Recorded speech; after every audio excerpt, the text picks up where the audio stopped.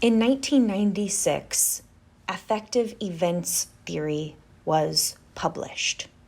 It instigated an emotional revolution, bringing affect, emotions, moods into the limelight.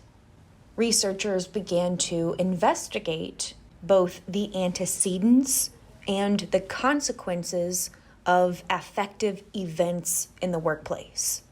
What happens before and after an event that elicits some type of emotion.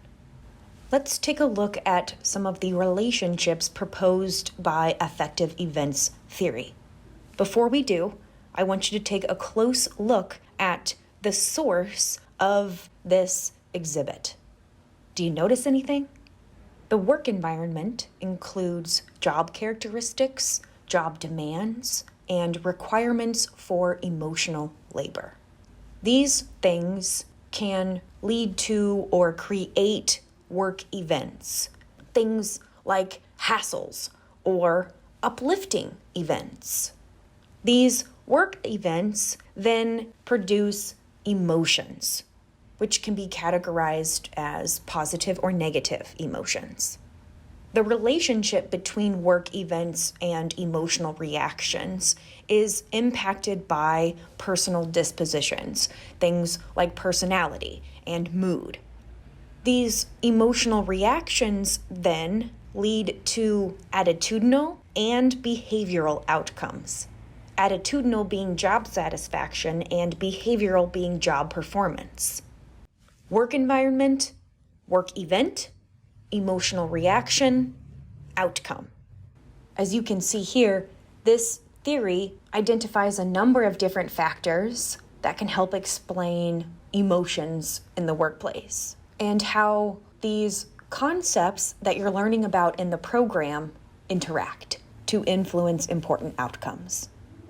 Another implication of affective events theory is the importance of emotion regulation, which is the understanding of and influencing of one's own emotions in order to reach one's goals.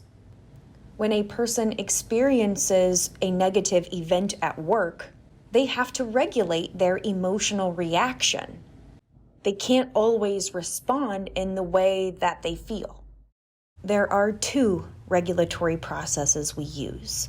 In some situations, we take action to change our environment.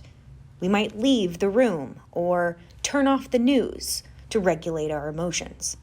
In other situations, we may choose another option, take action within ourselves to control what emotions we experience, when we experience them, and how we express them. Remember to be able to describe the role that emotion plays in motivating employees.